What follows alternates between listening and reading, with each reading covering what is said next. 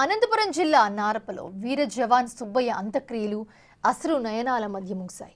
భారీ జనసందోహం నడుమ ర్యాలీగా అంతిమ యాత్ర ప్రారంభమవగా సైనిక లాంఛనాలతో అంత్యక్రియలు పూర్తయ్యాయి. అమరునికి గుర్తుగా సైనికులు గాల్లోకి కాల్పులు జరిపి నివాళులర్పించారు. భర్త పార్థివ దేహానికి భార్య లీలావతి, కుమారుడు సెల్యూట్ చేసి జై హింద్ అంటూ వీడ్కోలు పలికారు.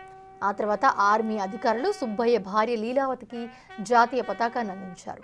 సైనికుడి అంతిమ కార్యక్రమాలకు సింగనమల ఎమ్మెల్యే బండా శ్రావణి అలాగే పలువురు అధికారులు హాజరై నివాళులర్పించారు.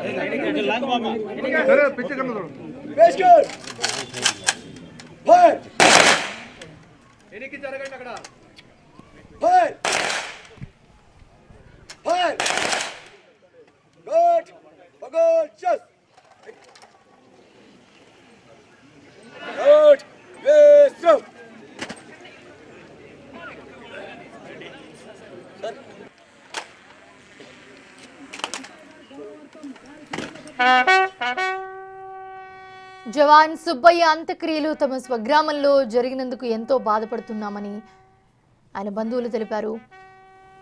ఆయన స్వగ్రామంలో జరగనందుకు ఎంతో ఆవేదన వ్యక్తం చేస్తున్నట్లుగా ఆయన బంధువులు అందరూ కూడా మాట్లాడుతున్నారు. ఆయన చూపించిన తెగువ ఎందరికో ఆదర్శమని అన్నారు.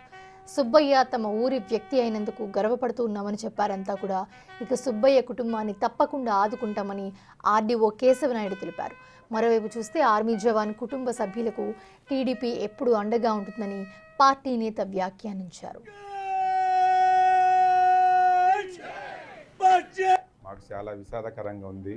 ఈ అవకాశాన్ని మా సొంత గ్రామమైన నిర్వహించకపోవటంలో చాలా బాధాకరంగా అనిపిస్తుంది.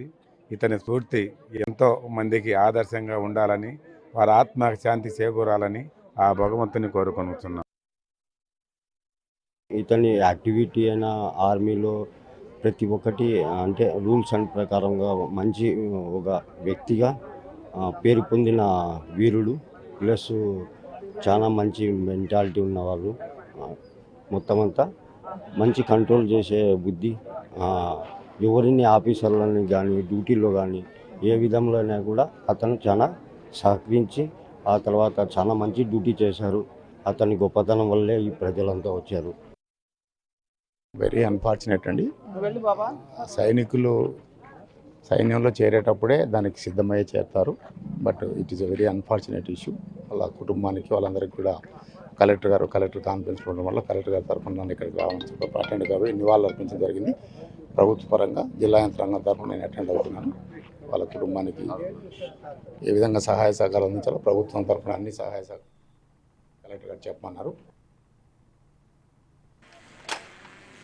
సుబ్బయ్య విధి నిర్వహణలో ఎప్పుడూ కూడా అంకిత భావంతో ఉండేవాడని ఆర్మీ అధికారులు తెలిపారు. అలాంటి వ్యక్తి ఇప్పుడు తమ మధ్య లేకపోవడం తీరని లోటుని వాపోయారు.